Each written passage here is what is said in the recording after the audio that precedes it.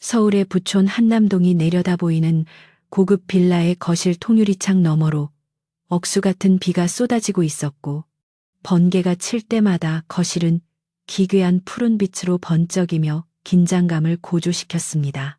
집안의 공기는 바깥의 폭풍우보다 훨씬 더 차갑고 날카로웠으며, 최고급 이탈리아산 가죽 소파에 앉아 있는 이서연을 향해 서 있는 박민석의 눈빛에는 경멸과 짜증이 가득 차 있었습니다. 그는 손에 들고 있던 두툼한 서류 뭉치를 탁자 위로 거칠게 내던졌고, 서류들이 요란한 소리를 내며 흩어지는 동안에도 서연은 미동조차 하지 않은 채 찻잔을 내려다보고 있었습니다. 민석은 값비싼 양주 냄새를 풍기며 비틀거리는 걸음으로 다가와 서연의 앞에 섰고, 그의 입에서는 독설이 끊임없이 쏟아져 나오며 지난 3년간의 결혼 생활을 송두리째 부정하는 말들이 이어졌습니다.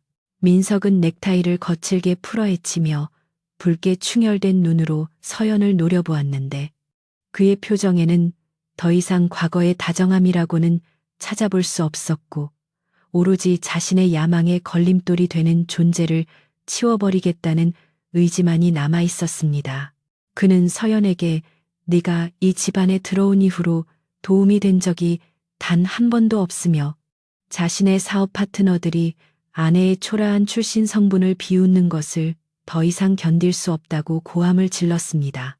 그는 최유라라는 이름을 언급하며 그녀야말로 자신에게 날개를 달아줄 수 있는 완벽한 내조자이자 사업 파트너라고 치켜세웠고, 서연과 비교하며 모욕적인 언사를 서슴지 않았습니다.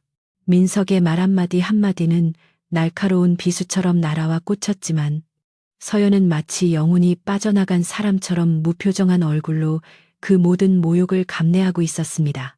서연은 천천히 고개를 들어 남편이었던 남자의 얼굴을 응시했는데, 그 눈동자는 깊은 심연처럼 고요하고 어두워서 민석은 순간적으로 말문이 막히는 듯한 기이한 위압감을 느꼈습니다. 그녀는 지난 3년 동안 어머니의 유언에 따라 자신의 진짜 신분을 철저히 숨기고 평범한 주부로서 살아왔던 시간들이 주마등처럼 스쳐 지나가는 것을 느꼈습니다. 한국 최고의 재벌 그룹인 한울그룹의 유일한 상속녀라는 신분을 버리고 선택한 사랑이었지만, 그 결과는 참담한 배신과 모욕뿐이라는 사실이 그녀의 가슴을 차갑게 식게 만들었습니다.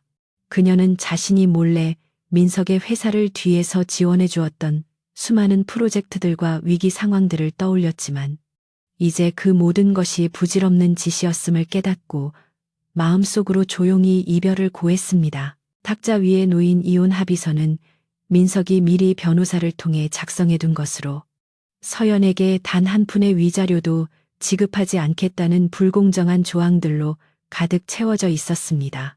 하지만 서연은 그 내용을 꼼꼼히 읽어볼 생각조차 하지 않은 채 탁자 위에 놓인 몽블랑 만년필을 집어들고 망설임 없이 서명란에 자신의 이름을 적어 내려갔습니다.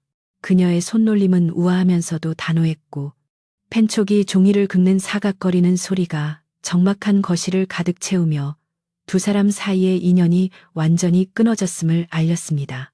민석은 서연이 울며 불며 매달리거나 적어도 위자료를 요구하며 소란을 피울 것이라고 예상했기에, 그녀의 담담하고 신속한 태도에 오히려 당황하여 멍한 표정을 지을 수밖에 없었습니다. 서연은 서명을 마친 후 펜을 내려놓고 자리에서 일어나며 이제 이 집에서 자신의 흔적을 지울 시간이라는 듯이 2층 침실로 향하는 계단을 올랐습니다. 그녀의 뒷모습은 너무나도 곧고 당당해서 쫓겨나는 사람이라기보다는 마치 지긋지긋한 감옥에서 출소하는 사람처럼 홀가분해 보이기까지 했습니다. 방으로 들어온 서연은 구석에 처박혀 있던 낡은 여행 가방 하나를 꺼내어 자신이 결혼하기 전부터 입었던 소박한 옷가지 몇 벌과 어머니의 유품인 낡은 사진첩만을 챙겨 넣었습니다. 민석이 선물이라며 던져주었던 명품 가방이나 보석들은 손끝 하나 대지 않고 화장대 위에 그대로 남겨두었는데, 그것들은 그녀에게 사랑의 증표가 아니라 굴욕의 상징이었기 때문이었습니다. 짐을 싸는 데는 20분도 채 걸리지 않았고 서연은 가방을 끌고 다시 거실로 내려왔는데 민석은 여전히 소파에 앉아 독한 술을 들이키며 그녀를 기다리고 있었습니다. 그는 서연의 초라한 짐 가방을 보며 비릿한 조소를 날렸고 지갑에서 5만 원권 지폐 뭉치를 꺼내어 바닥에 흩뿌리며 당장 나가서 잘곳이라도 구해보라고 조롱했습니다. 지폐들이 꽃잎처럼 바닥에 떨어져 나뒹굴었지만 서연은 그것들을 밟고 지나가며 눈길조차 주지 않았고 현관문 앞에 멈춰서서 마지막으로 민석을 돌아보았습니다. 그녀는 낮지만 또렷한 목소리로 당신이 오늘 내린 결정을 평생 후회하게 될 것이며 그때는 땅을 치고 통곡해도 돌이킬 수 없을 것이라고 차갑게 경고했습니다. 현관문을 열고 밖으로 나오자마자 거센 비바람이 서연의 온몸을 휘감았고 차가운 빗방울이 얼굴을 때리며 그녀의 정신을 맑게 깨워주었습니다. 그녀는 우산도 없이 비를 맞으며 정원을 가로질러 대문 밖으로 걸어 나갔는데 빗물에 젖은 옷이 몸에 달라붙어 한기를 느끼게 했지만 마음속은 그 어느 때보다 뜨겁게 타오르고 있었습니다. 대문 밖의 가로등 불빛은 빗줄기에 번져 흐릿하게 보였고 인적 드문 고급 주택가의 도로는 적막감만이 감돌고 있었습니다. 서연은 잠시 멈춰서서 자신이 3년 동안 갇혀 지냈던 저택을 올려다보았고 그곳은 이제 안식처가 아닌 증오와 복수의 대상이 되어 어둠 속에 웅크리고 있는 괴물처럼 보였습니다. 그때 어둠 속에서 칠흑같이 검은색의 최고급 세단 한 대가 미끄러지듯 다가와 서연의 앞에 조용히 멈춰 섰습니다. 차의 헤드라이트가 빗줄기를 뚫고 서연을 비추자 운전석 문이 열리고 검은 정장을 입은 중년의 남성이 황급히 우산을 펼쳐들고 뛰어내렸습니다. 그는 빗물에 젖은 바닥에 무릎을 꿇을 기세로 서연에게 다가와 정중하게 허리를 90도로 숙여 인사했고 그의 태도에는 더할 나위 없는 존경심과 충성심이 묻어났습니다. 그는 떨리는 목소리로 회장님을 너무 오랫동안 기다리게 해드려 죄송하다고 말하며 서연의 손에 들린 낡은 여행 가방을 조심스럽게 받아들었습니다. 남자는 한올그룹 비서실장인 김 실장이었고 그는 지난 3년 동안 그림자처럼 숨죽이며 서연의 복귀 명령만을 기다려온 충직한 신복이었습니다. 서연은 빗물에 젖은 머리카락을 쓸어 넘기며 차갑게 식어있던 눈동자의 생기를 되찾았고 김 실장이 열어주는 뒷좌석 문으로 들어가며 익숙한 가죽 시트의 감촉을 느꼈습니다. 차 안은 쾌적하고 따뜻했으며 공기 중에는 은은한 시트러스 향이 감돌고 있어 방금 전까지 겪었던 수모와 추위가 거짓말처럼 느껴졌습니다. 서연은 차 창문을 조금 내리고 빗속에 흐릿해져가는 전 남편의 집을 마지막으로 응시하며 이제 이서연이라는 이름의 껍데기를 벗어던지고 한올그룹의 총수 이서연으로서의 삶을 다시 시작하겠다고 다짐했습니다. 차량이 부드럽게 출발하자 김 실장은 백미러를 통해 서연의 표정을 살피며 미리 준비해둔 태블릿 PC를 건네주었습니다. 화면에는 박민석의 회사인 PM건설의 재무 상태와 최근 진행 중인 프로젝트, 그리고 최유라의 집안인 성진건설과의 유착 관계에 대한 상세한 보고서가 띄워져 있었습니다. 서연은 보고서를 빠르게 훑어내려가며 입가에 싸늘한 미소를 지었고 그녀의 눈빛은 사냥감을 포착한 맹수처럼 날카롭게 빛나기 시작했습니다. 그녀는 김 실장에게 내일 아침 임원회의를 소집하고 자신의 복귀를 공식적으로 알릴 준비를 하라고 지시했으며 동시에 박민석의 회사에 대한 자금 압박을 시작하라는 명령을 내렸습니다. 차가 한강 다리를 건너며 서울의 야경이 파노라마처럼 펼쳐졌을 때 서연은 창밖을 바라보며 자신이 돌아갈 곳이 어디인지 그리고 자신이 해야 할 일이 무엇인지를 명확하게 인식했습니다. 그녀는 이제 더 이상 누군가의 아내도 며느리도 아닌 대한민국 경제를 움직이는 거대한 제국의 여왕으로 돌아온 것이었습니다. 빗줄기는 점점 잦아들고 있었지만 서연이 몰고 올 파라는 이제 막 시작되었음을 예고하듯 도시의 불빛들이 불안하게 일렁이고 있었습니다. 그녀는 깊은 숨을 들이쉬며 눈을 감았고 머릿속에서는 이미 박민석과 그를 둘러싼 모든 이들을 파멸시킬 정교한 체스판이 그려지고 있었습니다. 김 실장은 조심스럽게 서연에게 향후 일정에 대해 물었고 서연은 당분간 호텔 스위트룸에 머물며 업무를 볼 것이라고 대답했습니다. 그녀는 자신의 저택인 한울가 본가로 바로 돌아가지 않고 박민석이 가장 자랑스러워하는 랜드마크 타워가 잘 보이는 곳에 베이스 캠프를 차리기로 마음먹었습니다. 그것은 매일 아침 창밖으로 그가 무너져가는 모습을 지켜보겠다는 잔인한 결심이자 자신의 귀환을 알리는 무언의 선전포고였습니다. 차량은 도심의 화려한 네온사인 속으로 미끄러져 들어갔고 서연의 새로운 인생 이막이 화려하면서도 비장하게 막을 올리고 있었습니다.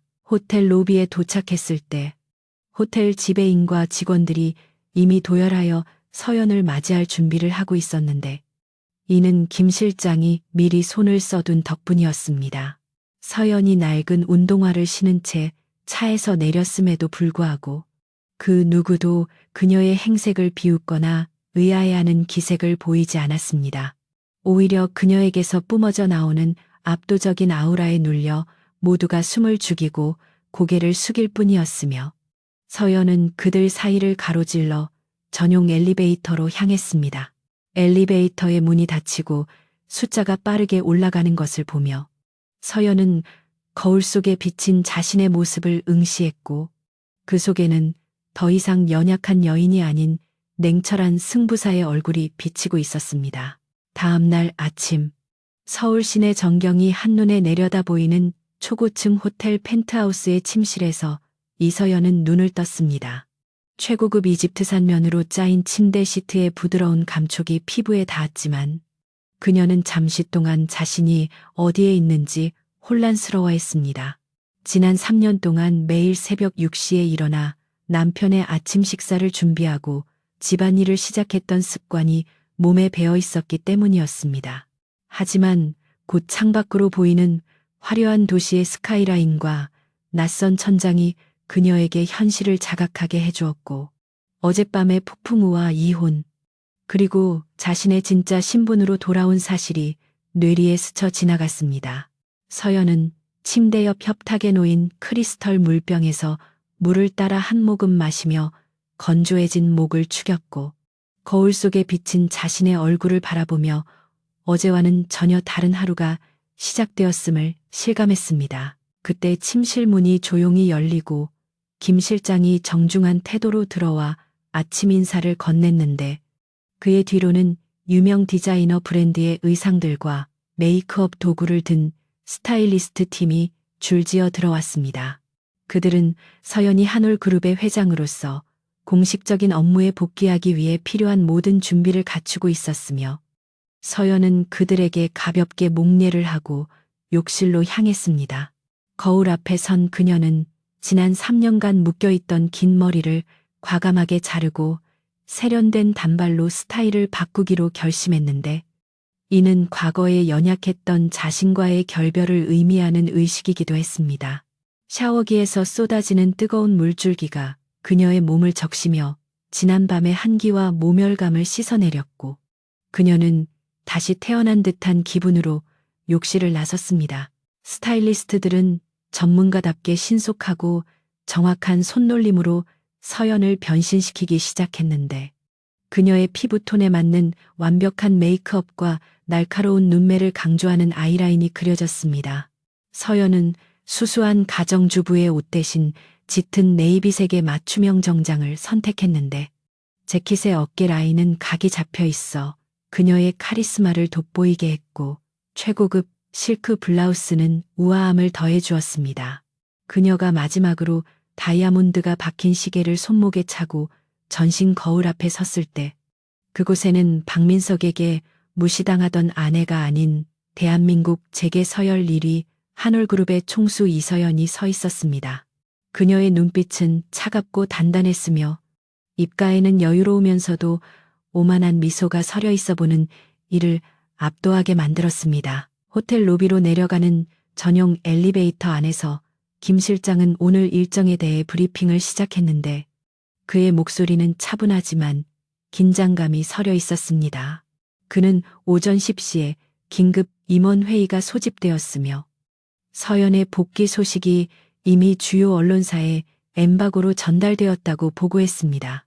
또한 PM건설에 대한 내사 진행 상황과 박민석의 현재 동향에 대해서도 덧붙였는데 박민석은 서연이 집을 나간 후 최유라와 함께 축배를 들며 승리감에 도취해 있다는 내용이었습니다.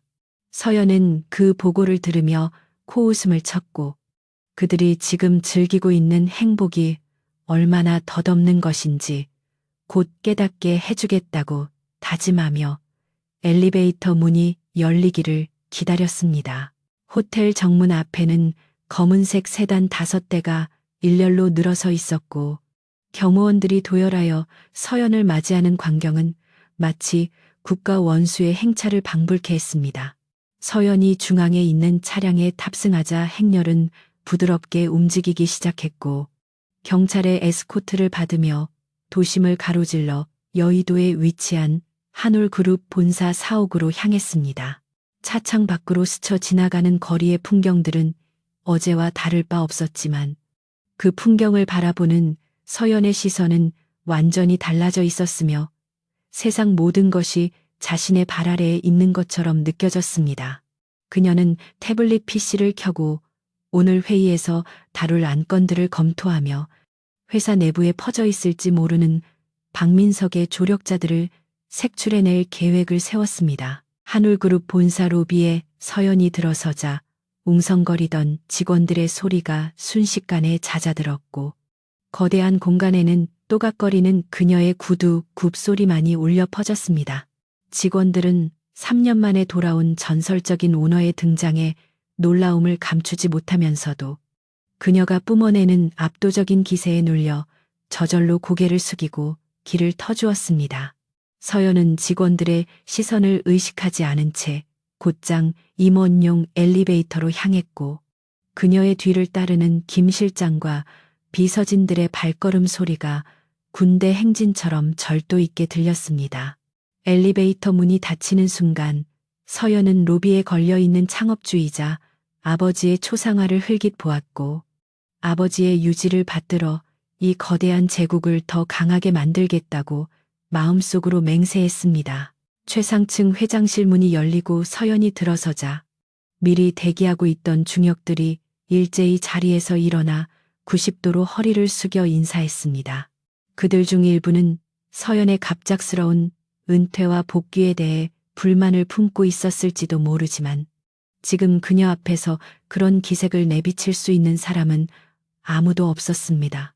서연은 상석에 앉아 그들을 천천히 둘러보았는데 그녀의 시선이 머무는 곳마다 임원들은 식은땀을 흘리며 긴장하는 기색이 역력했습니다. 그녀는 별도의 인사말 없이 곧바로 회의를 시작했고 지난 3년간의 경영 실적과 문제점들을 날카롭게 지적하며 임원들을 몰아붙이기 시작했습니다. 서연은 특히 계열사들의 방만한 경영과 불필요한 지출 내역을 조목조목 짚어내며 앞으로 모든 결제는 자신의 승인을 거쳐야 한다고 선언했습니다. 그녀의 분석은 정확했고 비판은 뼈를 때리는 듯 아팠기에 나이 지긋한 임원들조차 그녀 앞에서는 훈계받는 학생처럼 고개를 들지 못했습니다. 회의 분위기가 무겁게 가라앉았을 때 서연은 화면에 PM건설의 로고를 띄우며 화제를 전환했고 모두의 이목이 집중되었습니다. 그녀는 한올그룹이 그동안 PM건설에 하청을 주었던 모든 프로젝트를 전면 재검토하고 계약 위반 사항이 발견되면 즉시 법적 대응에 나설 것을 지시했습니다. 한 임원이 조심스럽게 손을 들고 PM건설은 최근 성장세가 뚜렷하고 박민석 대표와의 관계도 고려해야 하지 않냐고 반문했지만 서연은 차가운 눈빛으로 그를 쏘아보며 말을 잘랐습니다. 그녀는 공과 사를 구분하지 못하는 태도야말로 회사를 망치는 지름길이라고 일갈하며 박민석이 그동안 한올그룹의 이름을 팔아챙긴 부당이득을 모두 회수할 것이라고 못 박았습니다. 서연의 단호한 태도에 임원은 입을 다물 수밖에 없었고 회의실 안의 모든 사람들은 회장님의 전 남편에 대한 무자비한 공격이 시작되었음을 직감했습니다. 서연은 추가로 PM건설이 참여하려고 눈독을 들이고 있는 대규모 도시 개발 프로젝트에 대해 언급하며 그들이 감당할 수 없는 미끼를 던져줄 것을 전략기획실에 주문했습니다. 회의가 끝난 후 서연은 집무실로 돌아와 창가에 섰는데 그녀의 등 뒤로는 거대한 서울 지도가 펼쳐져 있었고 그녀는 마치 장군이 전장을 내려다보듯 도시를 응시했습니다. 김 실장이 다가와 박민석이 오늘 아침 최유라와 함께 골프장에 갔다는 사실을 보고했고 서연은 그들이 마지막 자유를 만끽하도록 내버려 두라고 지시했습니다. 그녀는 책상 위에 놓인 박민석의 사진을 집어들고 잠시 바라보다가 쓰레기통에 처박았는데 그 행동에는 일말의 미련도 남아있지 않았습니다.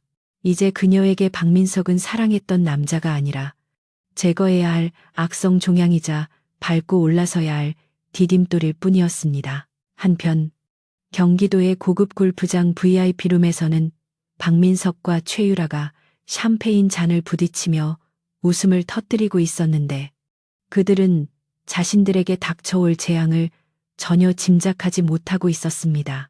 박민석은 서연을 쫓아낸 것이 인생 최고의 결정이었다며 큰소리쳤고 최유라는 그의 팔짱을 끼며 이제 당신은 날개를 달았으니 더 높이 날아오를 것이라고 아양을 떨었습니다. 그들은 라운딩을 즐기며 주변 사람들에게 곧 있을 자신들의 결혼 발표와 사업 확장에 대해 떠벌리고 다녔고 사람들은 겉으로는 축하해 주었지만 뒤에서는 그들의 경솔함을 비웃고 있었습니다. 박민석은 스윙을 날리며 공이 하늘 높이 솟구치는 것을 보고 자신의 인생도 저 공처럼 쾌청할 것이라고 착각에 빠져 있었습니다. 골프를 마친 후 박민석은 회사로 출근했는데 직원들은 사장님의 기분이 좋아 보이는 것을 보고 안도하면서도 한편으로는 전 사모님이 쫓겨났다는 소문에 술렁이고 있었습니다. 박민석은 비서에게 새로운 프로젝트 진행 상황을 물었고 비서는 한올그룹 쪽에서 긍정적인 신호를 보내오고 있다는 사실은 서연이 파놓은 함정인 보고를 올렸습니다. 민석은 쾌재를 부르며 역시 유라와 함께하니 운이 트인다며 기뻐했고 당장 한올그룹 담당자와 미팅 약속을 잡으라고 지시했습니다.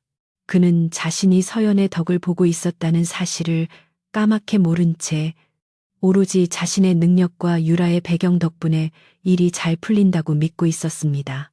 다시 한올그룹 본사. 서연은 점심 식사도 거른 채 산더미처럼 쌓인 결제 서류들을 처리하고 있었는데 그녀의 업무 처리 속도는 타의 추종을 불허할 정도로 빨랐습니다. 그녀는 3년의 공백이 무색할 만큼 회사의 모든 현안을 완벽하게 파악하고 있었고 실무진들이 놓친 세세한 부분까지 잡아내어 수정 지시를 내렸습니다. 비서실 직원들은 혀를 내두르며 회장님의 능력에 감탄했고 회사 내부 통신망에는 왕의 귀환이라는 제목의 글들이 올라오며 직원들의 사기가 고취되고 있었습니다. 서연은 잠시 펜을 놓고 피로한 눈을 비볐지만 마음속 깊은 곳에서 솟아오르는 정복감과 성취감이 그녀를 다시 움직이게 만들었습니다. 오후가 되자 김 실장이 다시 들어와 법무팀에서 작성한 PM건설 인수 합병 시나리오와 박민석 대표 횡령 및 배임 혐의 고발장 초안을 제출했습니다. 서연은 서류들을 꼼꼼히 검토하며 붉은 펜으로 몇 군데를 수정했는데 그녀의 계획은 단순히 회사를 망하게 하는 것이 아니라 박민석을 법적으로 완전히 매장시키는 것이었습니다. 그녀는 박민석이 회사 자금을 빼돌려 도박과 유흥비로 탕진한 내역과 이중 장부를 조작한 증거들을 확보하고 있었고 이것들은 결정적인 순간에 터뜨릴 핵폭탄과도 같았습니다. 서연은 김 실장에게 이 자료들을 철저히 보안 유지하라고 당부하며 시기가 무르익을 때까지 기다리라고 명령했습니다. 해질 무렵 서연은 잠시 업무를 멈추고 집무실 내에 있는 휴게 공간으로 이동하여 차를 마시며 휴식을 취했습니다. 창밖은 붉은 노을로 물들어가고 있었고 퇴근길에 차량들이 붉은 꼬리를 물고 늘어선 모습이 아름다우면서도 처연하게 느껴졌습니다. 그녀는 문득 지난 3년 동안 저녁 시간이면 장을 보고 저녁 준비를 하느라 분주했던 자신의 모습을 떠올렸지만 이제 그 기억은 전생의 일처럼 아득하게 느껴졌습니다. 그녀는 이제 누구를 위해 밥상을 차릴 필요도 눈치를 볼 필요도 없었으며 오로지 자신의 욕망과 목표를 위해 달리면 되는 것이었습니다. 하지만 가슴 한구석에는 여전히 씁쓸함이 남아 있었는데 그것은 배신감 때문이기도 했지만 인간에 대한 근원적인 회의감 때문이기도 했습니다. 돈과 권력 앞에서는 사랑도 의리도 헌신짝처럼 버려지는 현실을 뼈저리게 경험한 그녀는 이제 그 누구도 쉽게 믿지 않겠다고 다짐했습니다. 그녀는 찻잔을 내려놓고 다시 책상으로 돌아갔고 밤이 깊도록 불이 꺼지지 않는 회장실은 한울그룹의 직원들에게는 경외의 대상이자 새로운 리더십의 상징이 되었습니다. 서연은 밤늦게까지 이어진 해외 지사와의 화상회의를 마치고 나서야 비로소 의자 깊숙이 몸을 기대며 긴 숨을 내쉬었습니다. 호텔로 돌아가는 차 안에서 서연은 피곤함에 지쳐 잠시 눈을 감았지만 머릿속은 여전히 복잡한 계산들로 돌아가고 있었습니다. 그녀는 내일 있을 박민석과의 간접적인 첫 교전을 준비해야 했고 그에게 던질 미끼를 얼마나 매력적으로 포장할지 고민했습니다. 박민석은 욕심이 많은 사람이었기에 너무 쉽게 주면 의심할 것이고 너무 어렵게 주면 포기할 것이 분명했으므로 적당한 줄타기가 필요했습니다. 서연은 김 실장에게 내일 오전 중으로 제3의 투자 회사를 통해 PM건설에 접근하라고 지시했고 이는 박민석을 파멸해 구렁텅이로 몰아넣을 첫 번째 단계였습니다. 호텔 펜트하우스에 도착한 서연은 와인 한 잔을 들고 테라스로 나갔는데 시원한 밤바람이 그녀의 머리카락을 흩날리며 열기를 식혀주었습니다. 그녀는 밤하늘을 올려다보며 돌아가신 부모님을 생각했고 자신이 가고 있는 길이 올바른 길인지 자문해 보았습니다. 복수는 달콤하지만 그 끝은 허무할 수도 있다는 것을 알았지만 지금 그녀에게는 그 복수만이 삶을 지탱하는 유일한 원동력이었습니다. 그녀는 와인을 단숨에 들이키며 잔을 난간에 내려놓았고 도시의 불빛들을 향해 싸늘한 미소를 지으며 속삭였습니다. 기대해. 박민석. 이제부터가 진짜 지옥이니까. PM건설의 대표이사 집무실은 밝은 햇살이 쏟아져 들어오고 있었지만 그 안의 공기는 어딘지 모르게 들떠 있으면서도 위태로운 기류가 흐르고 있었습니다. 박민석은 최고급 가죽 의자에 몸을 깊숙이 파묻은 채 책상 위에 놓인 이서연과의 이혼 서류 접수증을 바라보며 승리의 미소를 짓고 있었습니다. 그는 마치 알터니가 빠진 것처럼 시원함을 느꼈고 이제 자신을 가로막는 장애물은 아무것도 없다고 확신하며 콧노래를 흥얼거렸습니다. 그의 곁에는 화려한 명품 원피스를 입은 최유라가 소파에 앉아 잡지를 넘기며 다가올 결혼식과 신혼여행에 대한 환상에 젖어 있었습니다. 그들은 자신들의 결합이 단순한 재혼이 아니라 PM건설과 성진건설이라는 두 기업의 전략적 제휴를 의미하며 이것이 곧 대한민국 건설업계의 판도를 바꿀 것이라고 굳게 믿고 있었습니다. 민석은 유라에게 다가가 가볍게 입을 맞추며 이제 우리 앞에는 꽃길만 펼쳐질 것이라고 속삭였지만 그 꽃길 밑에 깊은 함정이 파여 있다는 사실은 꿈에도 알지 못했습니다. 그때 집무실 문이 다급하게 열리며 김 부장이 사색이 된 얼굴로 뛰어들어 왔는데 평소 침착하던 그의 모습과는 전혀 다른 태도에 민석은 미간을 찌푸렸습니다. 김 부장은 숨을 헐떡이며 보고서를 책상 위에 올려놓았고 떨리는 목소리로 회사의 주력 사업인 경기도 물류센터 프로젝트의 핵심 자재 공급 업체들이 일제히 계약 파기를 통보해 왔다고 보고했습니다. 민석은 말도 안 되는 소리라며 자리를 박차고 일어났고 그 업체들은 지난 수년간 우리와 거래해온 끈끈한 관계인데 갑자기 그럴 리가 없다고 소리쳤습니다.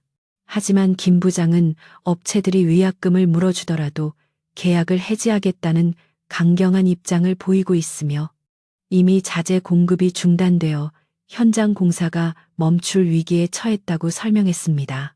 민석은 믿을 수 없다는 표정으로 보고서를 낚아채 훑어보았지만 그곳에는 일방적 계약 해지 통보라는 붉은 글씨만이 선명하게 찍혀 있어 그의 속을 뒤집어 놓았습니다.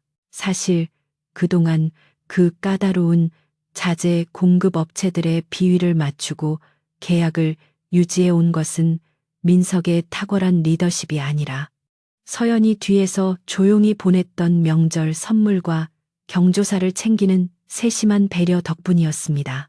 서연은 민석이 술에 취해 들어와 자고 있을 때마다 업체 사장들의 생일을 챙기고 그들의 가족 문제까지 상담해주며 인간적인 신뢰를 쌓아왔던 것이었습니다. 하지만 서연이 떠나자마자 한올그룹의 정보망을 통해 PM건설의 자금 사정이 좋지 않다는 소문이 퍼지기 시작했고 동시에 서연의 은밀한 지시를 받은 업체들은 기다렸다는 듯이 등을 돌린 것이었습니다. 민석은 자신이 접대 술자리에서 호영호재하며 쌓았다고 믿었던 인맥들이 사실은 모래성처럼 허무한 것이었음을 깨닫지 못한 채 그저 운이 없어 똥을 밟았다고 생각하며 분노를 표출했습니다. 그는 김 부장에게 당장 다른 업체를 알아보라고 고함을 질렀지만 건설업계에서 한번 소문이 나면 대체자를 찾기란 하늘의 별 따기라는 것을 간과하고 있었습니다. 설상가상으로 오후가 되자 주거래 은행의 지점장으로부터 대출 만기 연장이 불가능하다는 청천벽력 같은 전화가 걸려왔습니다. 민석은 수화기를 붙잡고 이게 무슨 소리냐며 담보가치도 충분하고 이자도 밀린 적이 없는데 왜 갑자기 자금 회수를 하려 하느냐고 따져 물었습니다. 지점장은 곤란한 목소리로 본사의 심사 기준이 강화되어 어쩔 수 없다는 원론적인 답변만을 되풀이할 뿐 구체적인 이유에 대해서는 입을 다물었습니다. 사실 이 또한 한올그룹 재무팀이 금융권에 영향력을 행사하여 PM건설을 투자위험군으로 분류하도록 압력을 넣은 결과였지만 민석은 그 거대한 배후를 상상조차 하지 못했습니다. 전화를 끊은 민석은 넥타이를 거칠게 풀어헤치며 욕설을 내뱉었고 갑자기 닥쳐온 연쇄적인 악재들에 정신을 차릴 수가 없어 식은땀이 흐르기 시작했습니다. 옆에서 상황을 지켜보던 최유라는 짜증 섞인 표정으로 다가와 고작 그런 일로 왜 그렇게 당황하냐며 핀잔을 주었습니다.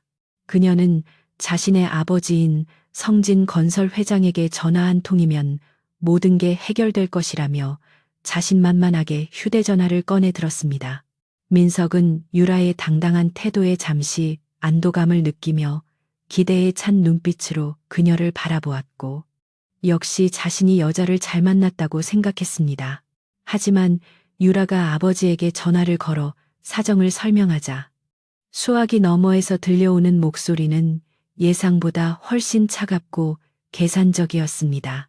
성진건설 회장은 아직 결혼식도 올리지 않은 상태에서 사위될 사람의 회사 빚을 갚아줄 수는 없다며 경영 능력은 스스로 증명해야 한다고 딱 잘라 거절했습니다. 유라는 얼굴이 붉게 달아올라 몇 번 더 애교를 부려보았지만 아버지는 바쁘다며 전화를 끊어버렸고 집무실에는 어색하고 무거운 침묵만이 감돌았습니다. 민석은 유라의 민망해하는 표정을 보며 실망감을 감출 수 없었지만 짐짓 괜찮은 척하며 애써 웃음을 지어 보였습니다. 그는 속으로 장인어른이 자신을 시험하는 것이라고 합리화하며 이 위기를 스스로 극복하여 능력을 인정받겠다고 다짐했습니다. 하지만 현실은 냉혹하여 자금줄이 막히고 자재가 끊긴 건설회사는 엔진이 꺼진 비행기나 다름없었습니다. 민석은 밤늦게까지 사무실에 남아 자금 융통을 위해 여기저기 전화를 돌렸지만 평소 친하게 지내던 지인들도 그의 연락을 피하거나 핑계를 대며 거절하기 일쑤였습니다.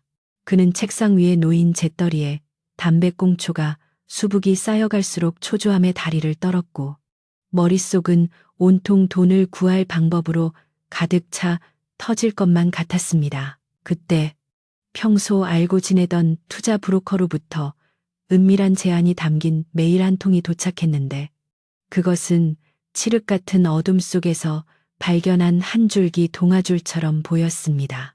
메일의 내용은 한올그룹이 주도하는 대규모 신도시 개발 프로젝트인 스마트 에코시티 사업에 참여할 협력사를 모집한다는 정보였습니다.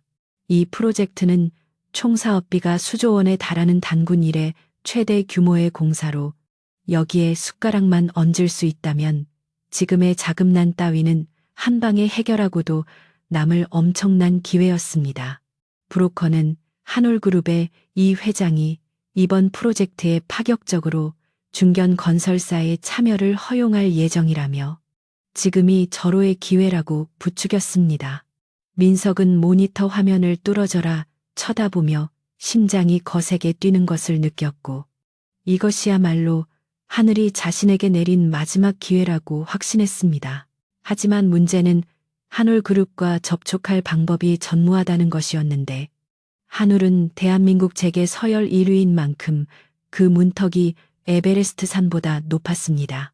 특히 한올그룹의 총수인 이 회장은 대외 활동을 거의 하지 않아 베일에 쌓인 인물로 정재계 거물들도 만나기 힘들다는 소문이 자자했습니다. 민석은 이 회장의 마음을 사로잡을 수만 있다면 인생 역전이 가능하다고 판단하고 무모하지만 대담한 계획을 세우기 시작했습니다. 그는 회사의 남은 자산을 모두 끌어모아 이 프로젝트에 입찰하기 위한 로비 자금과 초기 투자금을 마련하기로 결심했습니다. 김 부장이 너무 위험한 도박이라며 만류했지만 눈이 뒤집힌 민석의 귀에는 아무런 충고도 들어오지 않았고 오히려 김 부장을 겁쟁이라고 비난하며 쫓아냈습니다. 다음 날 민석은 한올그룹 비서실에 정식으로 미팅 요청 공문을 보냈는데 그 내용은 자신의 회사가 가진 잠재력과 열정을 호소하는 구구절절한 문장들로 채워져 있었습니다.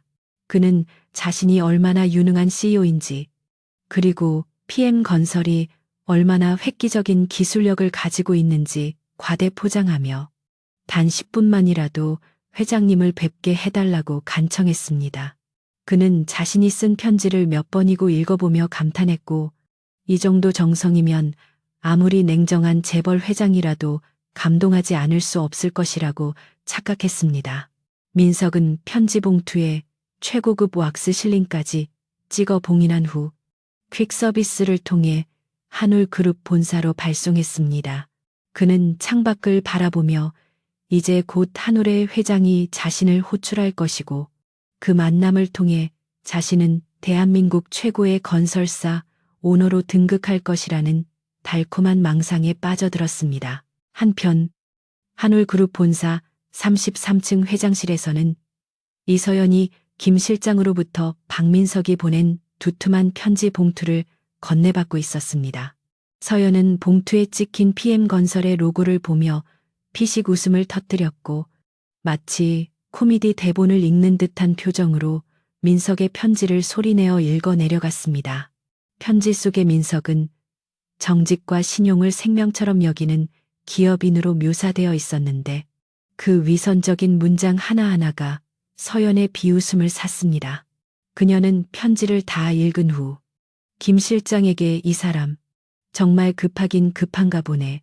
이렇게 뻔한 거짓말을 아무렇지도 않게 하는 걸 보면 이라고 말하며 편지를 갈기갈기 찢어 쓰레기통에 버렸습니다. 그녀는 김 실장에게 박민석의 미끼를 확실하게 물게 하기 위해 비서실 명의로 긍정적인 검토 중이라는 모호한 답변을 보내라고 지시했습니다. 서연은 창가로 다가가 저 멀리 보이는 PM건설 사옥의 옥상을 응시하며 민석이 지금쯤 느끼고 있을 희망 고문을 즐겼습니다. 그녀는 민석이 한올그룹이라는 거대한 이름값에 취해 이성적인 판단을 하지 못할 것임을 너무나 잘 알고 있었고 그것을 철저하게 이용하고 있었습니다. 서연은 내선 전화를 들어 전략기획실장에게 전화를 걸어 스마트 에코시티 프로젝트의 입찰 보증금을 통상적인 수준보다 5배 높게 책정하여 공고를 내라고 명령했습니다.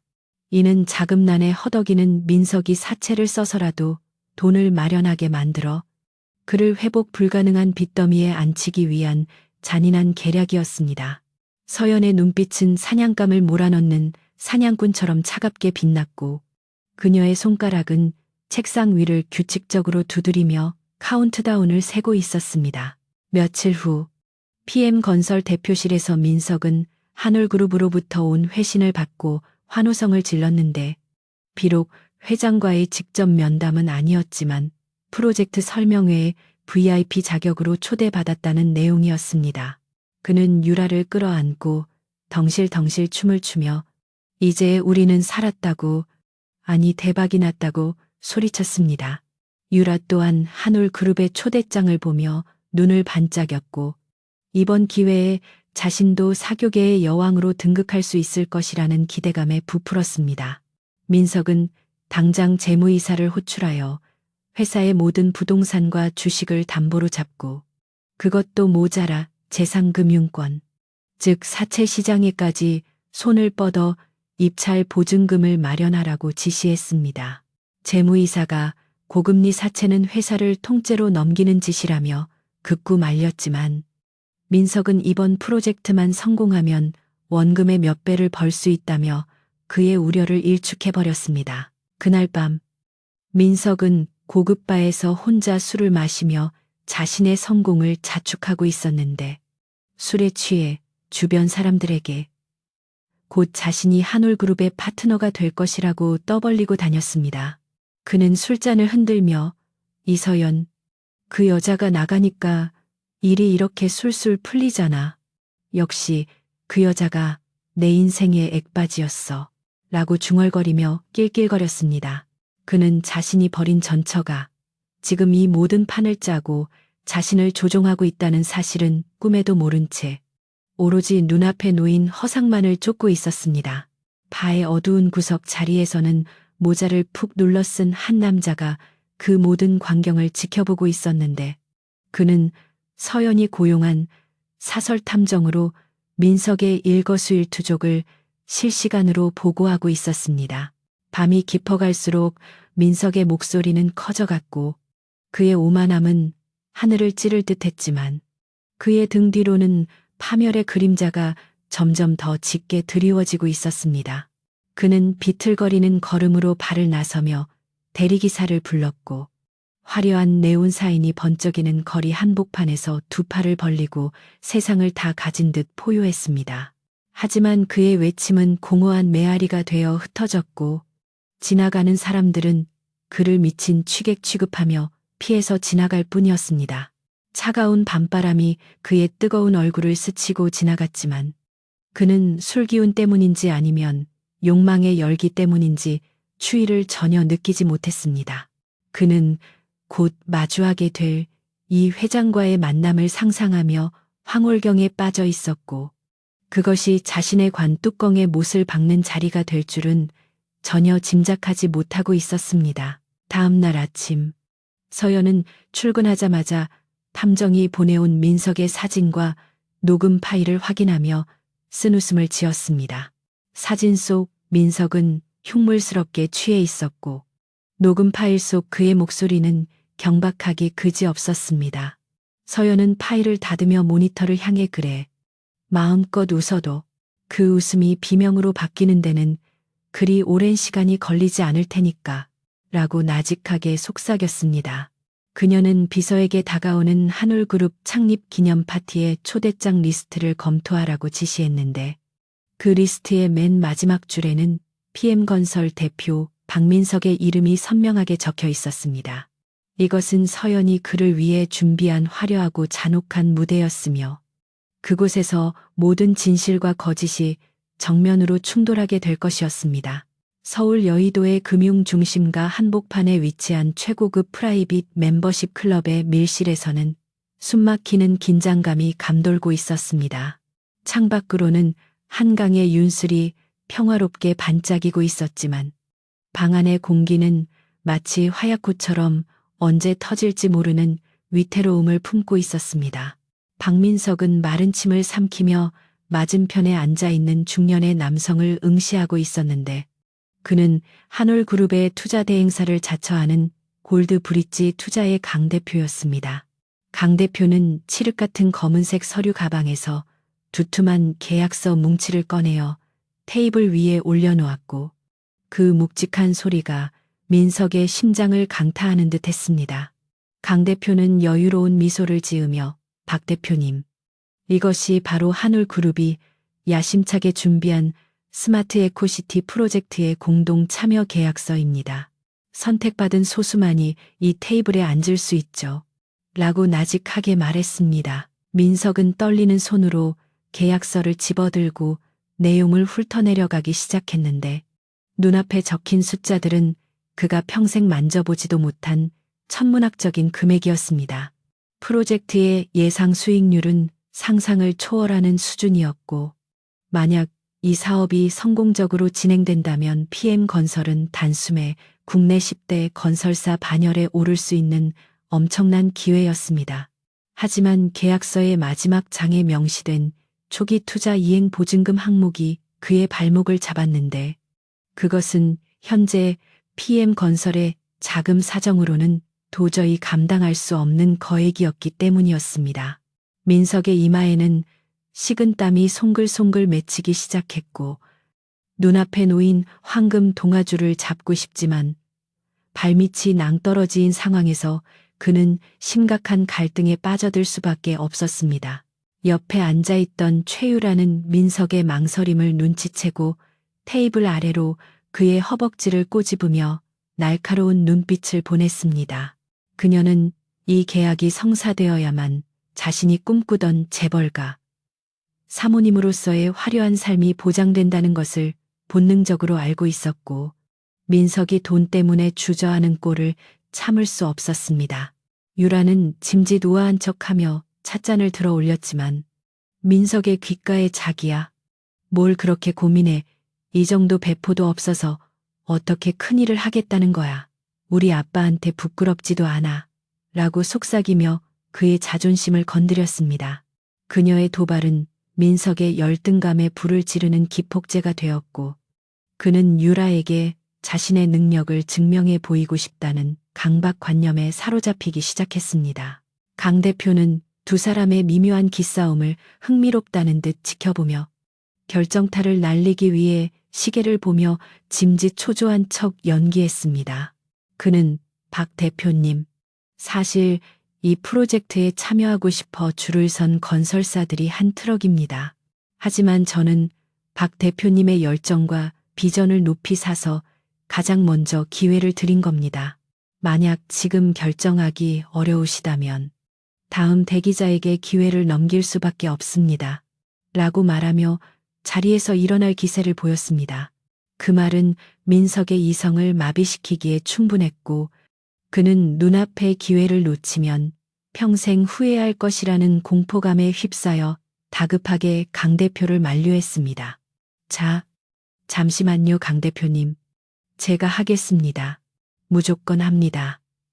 민석은 거의 비명을 지르듯 소리쳤고 그 순간 그는 스스로 지옥문으로 들어가는 티켓을 끄는 셈이었습니다. 하지만 문제는 당장 내일 정오까지 입금해야 하는 막대한 보증금을 어떻게 마련하느냐는 것이었는데 은행 대출이 막힌 상황에서 정상적인 방법으로는 불가능했습니다. 민석은 회의실을 나온 직후부터 미친 사람처럼 전화를 돌리기 시작했지만 제도권 금융기관들은 이미 그의 신용등급을 바닥으로 평가하고 냉담하게 거절할 뿐이었습니다. 절망감에 휩싸인 민석에게 유라는 조심스럽게 명함 한 장을 건넸는데 그것은 미래 파이낸스라는 그럴듯한 이름을 가진 사채 업체의 명함이었습니다. 유라는 자신의 지인이 급할 때 이용했던 곳이라며 이자율은 좀 높지만 심사 없이 즉시 대출이 가능하다고 부추겼습니다. 민석은 잠시 망설였지만 이미 돌아올 수 없는 강을 건넜다는 생각에 명함에 적힌 번호로 전화를 걸었고 수화기 너머의 목소리는 마치 기다렸다는 듯이 그를 반겼습니다. 그날 밤 민석은 서울 강남의 화려한 빌딩숲 뒤편에 숨겨진 허름한 사무실을 찾아갔는데 그곳은 낮의 화려함과는 전혀 다른 음습한 기운이 감도는 곳이었습니다. 소파에는 덩치 큰 남자들이 험상궂은 표정으로 앉아 있었고 자욱한 담배 연기 속에서 미래 파이낸스의 대표라고 하는 남자가 민석을 맞이했습니다. 그는 민석이 내민 PM건설의 법인 인감과 부동산 등기 권리증 그리고 민석 개인 소유의 주식까지 모두 담보로 잡겠다고 요구했습니다. 이자율은 법정 최고 금리를 훌쩍 넘는 살인적인 수준이었고 만약 기한 내에 원금을 갚지 못할 경우 신체 포기 각서에 준하는 가혹한 추심 조항들이 계약서 곳곳에 숨겨져 있었습니다. 민석은 계약서의 독소 조항들을 보며 손이 떨렸지만 머릿속에는 오로지 스마트 에코시티 프로젝트가 가져다 줄 수천억 원의 수익만이 가득 차 있었습니다. 그는 어차피 한 달 뒤면 프로젝트 착수금이 들어올 테니 그때 갚으면 된다라고 스스로를 최면 걸듯 합리화하며 떨리는 손으로 서명란에 도장을 찍었습니다. 사채업자는 비릿한 웃음을 흘리며 즉시 민석의 계좌로 자금을 이체해 주었고 민석은 통장에 찍힌 숫자를 보며 안도의 한숨과 함께 묘한 쾌감을 느꼈습니다.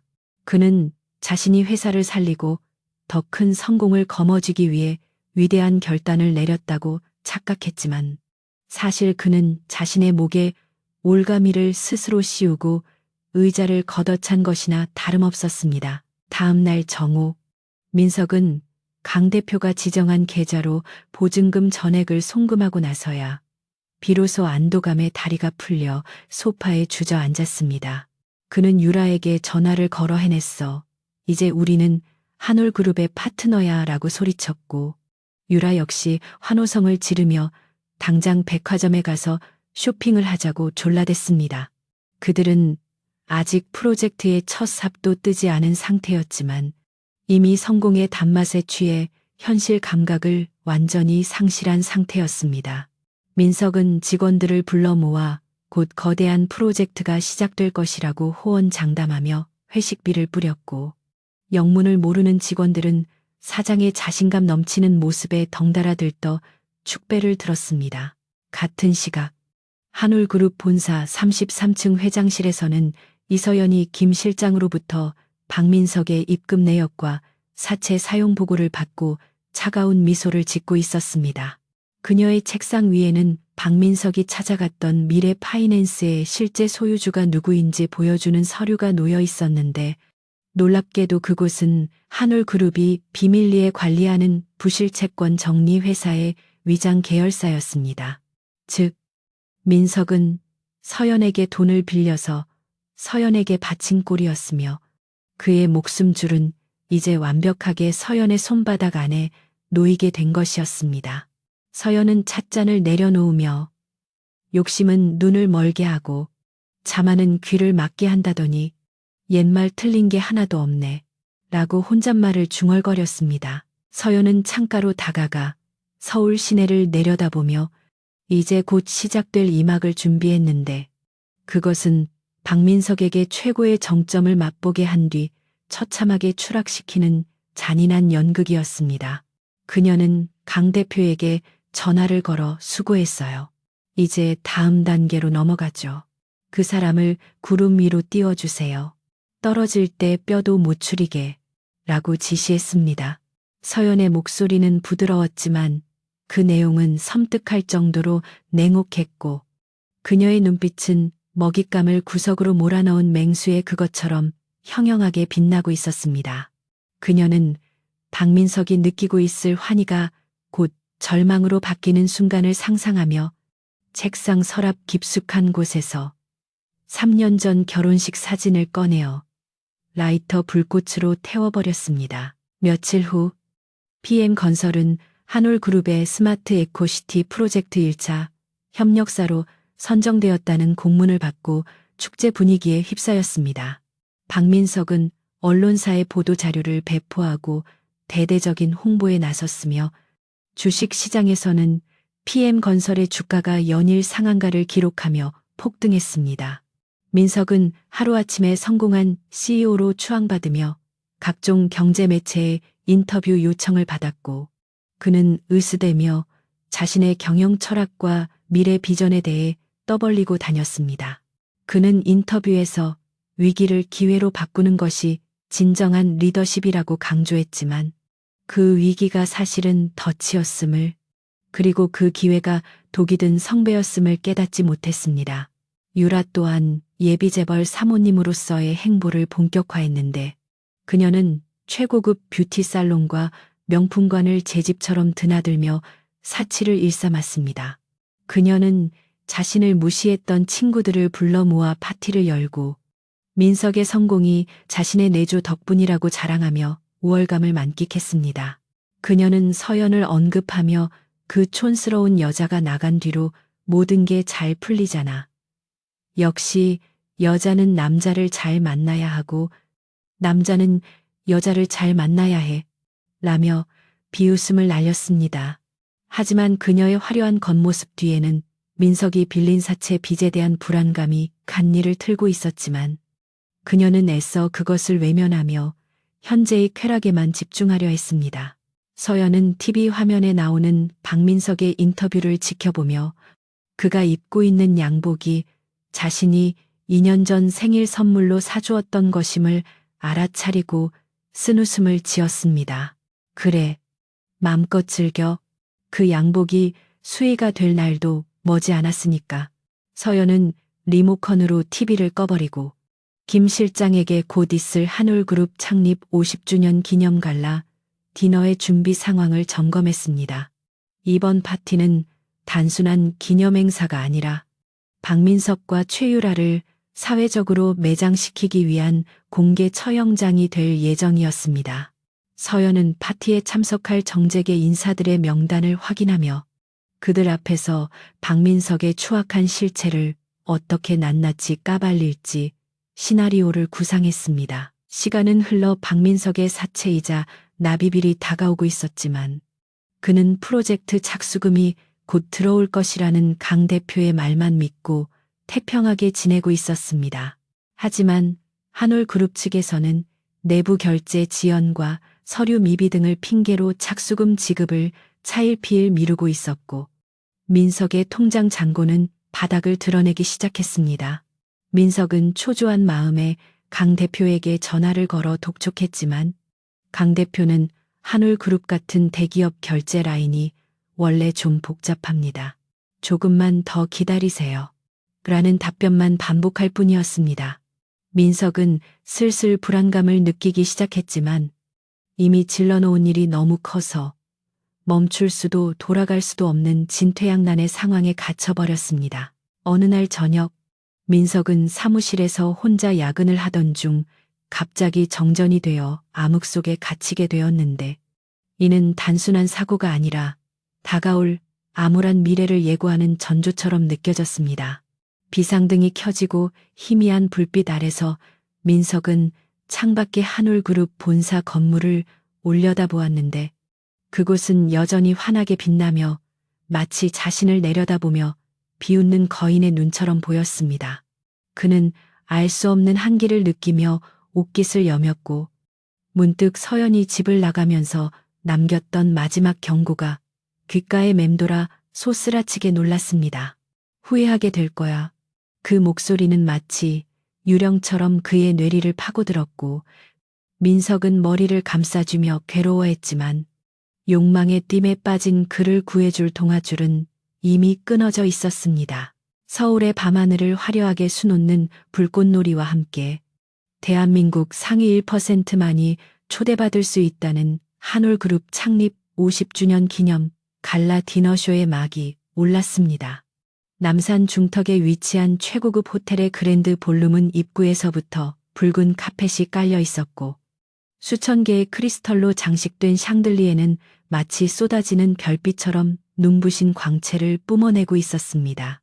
파티장에 들어서는 하객들은 하나같이 정재계를 주름잡는 거물급 인사들이거나 유명 연예인들이었으며 그들의 몸에 걸친 보석과 의상은 웬만한 아파트 한 채 값을 훌쩍 뛰어넘는 것들이었습니다. 공기 중에는 최고급 샴페인의 달콤한 향기와 은은한 클래식 선율이 흐르고 있었지만 그 이면에는 서로의 지위를 탐색하고 인맥을 과시하려는 치열한 눈치 싸움이 팽팽하게 전개되고 있었습니다. 박민석은 최고급 턱시도를 차려입고 최유라의 팔짱을 낀 채 파티장에 들어섰지만 그의 표정은 잔뜩 굳어 있어 마치 살얼음판을 걷는 사람처럼 불안해 보였습니다. 겉으로는 성공한 사업가의 여유를 가장하고 있었지만 속으로는 당장 내일 도래하는 사채이자와 꽉 막힌 자금줄 때문에 심장이 터질 것 같은 압박감을 느끼고 있었기 때문이었습니다. 그는 오늘 이 자리에서 반드시 한올그룹의 이 회장을 만나 눈도장을 찍고 프로젝트 착수금을 조기에 집행해 달라고 읍소라도 해야 할 절박한 처지였습니다. 그의 눈동자는 파티장을 쉴 새 없이 훑으며 베일에 쌓인 회장의 모습을 찾고 있었고 손에 든 샴페인 잔은 그의 불안한 심리를 대변하듯 미세하게 떨리고 있었습니다. 반면 최유라는 민석의 속타는 심정은 아랑곳하지 않고 화려한 조명 아래서 자신의 미모를 뽐내는 데에만 정신이 팔려 있었습니다. 그녀는 해외 유명 디자이너가 제작한 등 파인 드레스를 입고 있었는데 노출이 심한 의상은 보수적인 재벌가 사모님들의 눈살을 찌푸리게 했지만 그녀는 그것을 질투 어린 시선이라 착각하고 즐기고 있었습니다. 유라는 지나가는 사람들에게 민석을 소개하며 곧 한울그룹과 손잡고 신도시를 건설할 파트너라고 큰 소리로 떠벌렸고 그럴 때마다 민석은 주변의 시선이 부담스러워 쥐구멍에라도 숨고 싶은 심정이었습니다. 하지만 민석은 유라의 길을 살려주기 위해 억지 미소를 지으며 고개를 끄덕였고 속으로는 제발 유라가 입 좀 다물고 가만히 있어주기를 간절히 바랐습니다. 파티가 무르익어갈 무렵 장내의 조명이 서서히 어두워지며 무대 위로 한 줄기 스포트라이트가 집중되었고 웅장한 오케스트라의 연주가 시작되었습니다. 사회자가 떨리는 목소리로 오늘 밤의 호스트이자 한울그룹의 새로운 역사를 써내려가고 계신 이서연 회장님을 소개합니다 라고 외치자 장내의 모든 소음이 일순간에 사라지고 정적이 감돌았습니다. 민석은 이서연이라는 이름을 듣는 순간 심장이 덜컥 내려앉는 듯한 충격을 받았는데 그것은 자신이 쫓아낸 전처의 이름과 토씨 하나 틀리지 않고 똑같았기 때문이었습니다. 그는 설마 아니겠지. 세상에 동명이인이 얼마나 많은데 라고 스스로를 애써 위로하며 마른 침을 삼키고 무대 쪽을 뚫어져라 응시했습니다. 그때 무대 뒤편에 거대한 문이 열리고 경호원들의 호의를 받으며 한 여인이 천천히 걸어 나왔는데 그 순간 민석은 숨을 쉴 수조차 없었습니다. 눈부신 은색 드레스를 입고 우아하게 걸어 나오는 여인은 분명 자신이 3년 동안 한 집에서 살았던 아내 이서연의 얼굴을 하고 있었기 때문이었습니다. 하지만 그녀에게서 뿜어져 나오는 분위기는 과거에 주눅들고 초라했던 아내와는 180도 다른 감히 범접할 수 없는 고귀함과 카리스마 그 자체였습니다. 그녀의 칠흑 같은 머리카락은 완벽하게 세팅되어 있었고 목에 걸린 다이아몬드 목걸이는 조명을 받아 섬광처럼 빛나며 그녀의 권위를 상징하는 듯 했습니다. 민석은 자신의 눈을 의심하며 비틀거렸고 손에 들고 있던 샴페인 잔을 놓칠 뻔하여 황급히 다시 움켜쥐었습니다. 서연은 무대 중앙에 서서 수많은 하객들을 천천히 둘러보았는데 그녀의 시선은 차갑고도 냉철하여 마주친 사람들을 압도하게 만들었습니다. 그녀가 마이크 앞에 서서 입을 열자 기품 있고 또렷한 목소리가 스피커를 통해 파티장 전체에 울려 퍼졌습니다. 귀한 시간을 내어주신 내외 귀빈 여러분. 한올그룹의 이서연입니다. 그녀의 목소리를 듣는 순간 민석의 머릿속에서는 폭탄이 터진 듯한 굉음이 울렸고 온몸에 털이 곤두서는 듯한 전율을 느꼈습니다. 그 목소리는 분명 매일 아침 자신을 깨우던 아내의 목소리였지만 지금은 명령에 익숙한 제왕의 언어로 바뀌어 있어 낯설면서도 소름 끼치게 익숙했습니다. 민석은 혼란과 공포에 휩싸여 멍하니 서연을 바라보고 있었는데 옆에 있던 유라가 코웃음을 치며 그의 팔을 툭 쳤습니다. 자기야, 왜 그래 넋이 나갔네. 저 여자가 회장이라니까 놀랐어. 이름이 똑같아서 그런가 보네. 유라는 무대 위에 서연을 질투 어린 시선으로 훑어보며 비아냥거렸습니다. 근데 진짜 기분 나쁘게 닮았다. 아까 그 촌스러운 전처랑 얼굴은 비슷한데 급이 완전 다르네. 역시 여자는 꾸미기 나름이라니까. 하긴 그 여자는 줘도 못 입을 옷이긴 하지. 유라의 말은 민석의 혼란을 가중시켰지만 한편으로는 현실 도피를 위한 구실이 되어주기도 했습니다. 그래, 저렇게 대단한 사람이 내 전처일 리가 없어. 내 전처는 고아원 출신에 가진 거라곤 쥐뿔도 없는 여자였잖아. 민석은 필사적으로 고개를 저으며 현실을 부정하려 애썼습니다. 서연의 축사가 끝난 후 그녀는 무대에서 내려와 주요 귀빈들과 인사를 나누기 시작했는데 그녀가 움직이는 곳마다 사람들이 구름처럼 몰려들었습니다. 민석은 이 기회를 놓치면 안 된다는 생각과 확인하고 싶은 강렬한 충동에 이끌려 서연이 있는 쪽으로 발걸음을 옮겼습니다. 유라 또한 우리도 가서 인사해야지. 내가 가서 확실하게 눈도장 찍어줄게. 라며 민석을 재촉했습니다. 그들은 인파를 헤치고 서연에게 접근하려 했지만 2미터 전방에서 건장한 체격의 경호원들에게 가로막히고 말았습니다.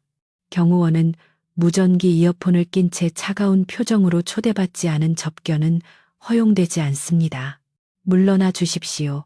라고 단호하게 말하며 민석의 가슴을 밀어냈습니다. 민석은 다급한 마음에 경호원 너머로 서연을 향해 소리쳤습니다. 회장님, PM건설 박민석입니다.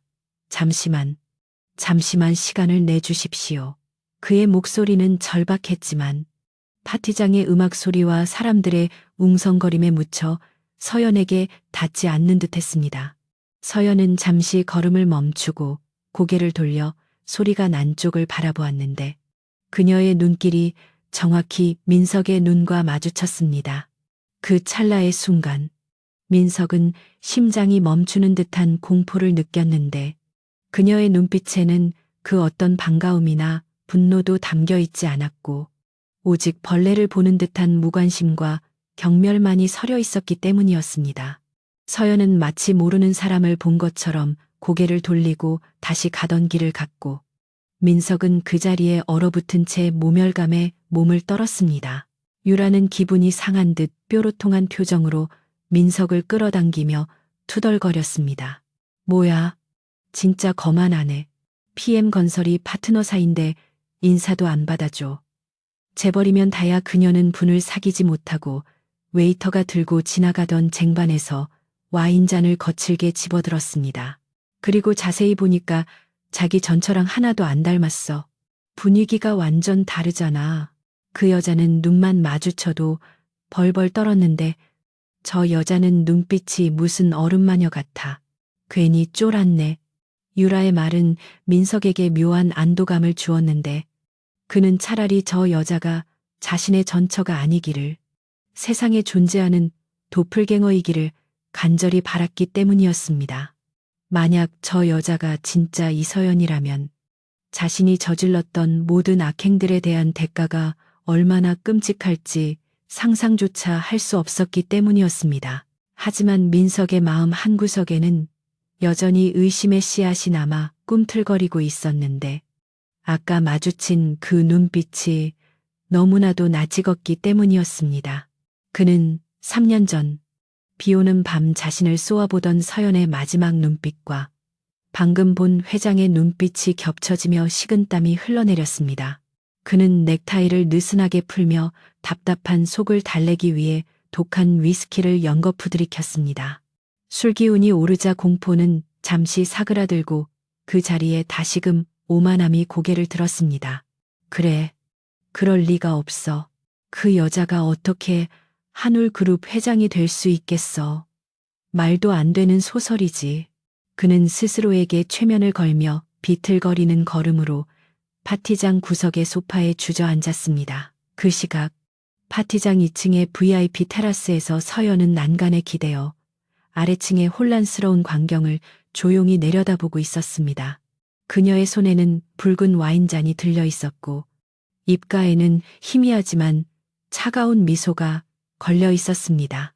김 실장이 다가와 조심스럽게 보고했습니다. 회장님, 박민석 대표가 많이 당황한 눈치입니다. 경호팀이 잘 차단해서 직접적인 접촉은 없었습니다. 서연은 와인잔을 가볍게 흔들며 나직하게 대답했습니다. 지금은 나도 혼란스러울 거야. 자신이 알던 세상이 무너지는 기분. 내가 3년 전에 느꼈던 그 기분을 그 사람도 조금은 맛봐야지. 그녀의 시선은 술에 취해 비틀거리는 박민석에게 고정되어 있었고 그 눈빛은 사냥감을 몰아넣고 마지막 숨통을 끊기 직전의 맹수처럼 잔혹했습니다. 서연은 김 실장에게 다음 작전을 지시했는데 그것은 박민석에게 헛된 희망을 심어주어 그를 더 깊은 수렁으로 끌어들이는 것이었습니다. 내일 아침 비서실 명의로 화환과 선물을 보내 파티에서 제대로 인사를 못 나눠서 아쉽다는 메시지와 함께 그리고 프로젝트 자금 집행을 위한 최종 실사 일정을 잡으라고 해. 이것은 박민석이 서연의 정체를 의심하지 못하도록 교란시키는 동시에 그가 안심하고 더 큰 빚을 지게 만들기 위한 고도로 계산된 심리전이었습니다. 김 실장은 서연의 치밀함에 다시 한번 감탄하며 고개를 숙였고 서연은 밤하늘을 올려다보며 복수의 클라이맥스가 다가오고 있음을 직감했습니다. 다시 파티장. 민석은 술에 잔뜩 취해 혀가 꼬인 상태로 주변 사람들에게 허세를 부리고 있었습니다. 내가 말이야. 이 회장이랑 눈빛 교환을 했다니까 척하면 척이지. 우리 PM건설은 이제 날개 돋친 호랑이야. 사람들은 그의 추태를 보며 수군거렸지만 민석은 그들의 비웃음을 부러움으로 착각하며 낄낄거렸습니다. 유라는 그런 민석이 창피해서 멀찌감치 떨어져 다른 남자들과 시시덕거리고 있었고 두 사람의 관계는 이미 금이 가고 있었습니다.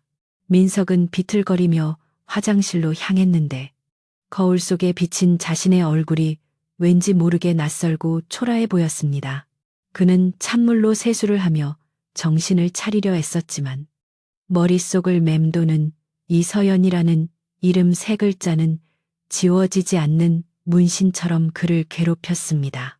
화장실에서 나온 민석은 우연히 한올그룹 임원들이 나누는 대화를 엿듣게 되었는데 그 내용은 충격적이었습니다. 이번 스마트 에코 시티. 사실상 리스크가 너무 커서 내부에서도 반대가 심했다면서요.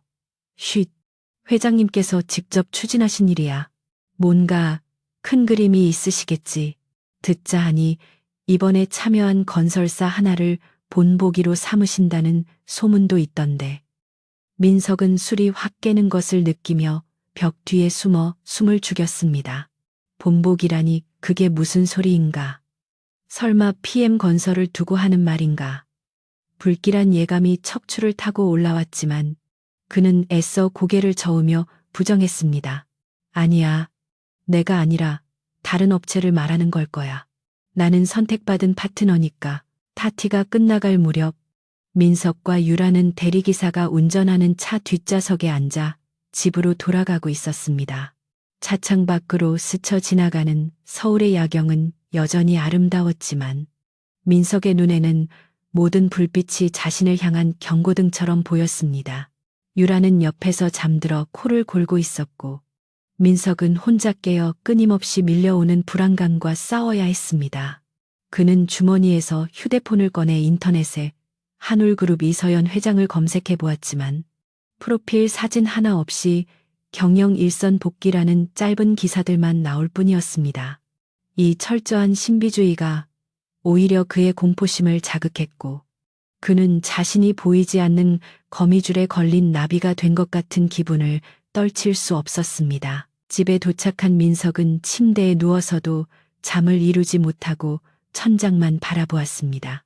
옆에 누운 유라의 숨소리가 거슬릴 정도로 신경이 예민해져 있었고 감을 때마다 갈라 디너쇼에서의 그 차가운 눈빛이 떠올라 몸서리쳤습니다. 그는 자신이 서연을 쫓아내던 날 밤 그녀가 남겼던 후회하게 될 거야 라는 말이 환청처럼 들려와 귀를 막았습니다. 과연 그 후회가 이런 것일까? 아니면 더 끔찍한 무언가가 기다리고 있는 것일까? 민석은 베개 밑에 숨겨둔 수면 유도제를 꺼내 털어넣으며 억지로 잠을 청했지만 그의 꿈속에서도 서연은 여왕의 모습으로 나타나 그를 벼랑 끝으로 몰아세우고 있었습니다. 다음 날 아침 숙취로 깨질 듯한 머리를 부여잡고 일어난 민석에게 한 통의 등기가 배달되었습니다. 그것은 어젯밤 서연이 지시한 대로 한올그룹 비서실에서 보낸 화환과 고급 양주 세트였습니다.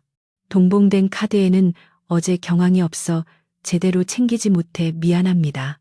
곧 좋은 소식으로 뵙겠습니다. 라는 정중한 문구가 적혀 있었습니다.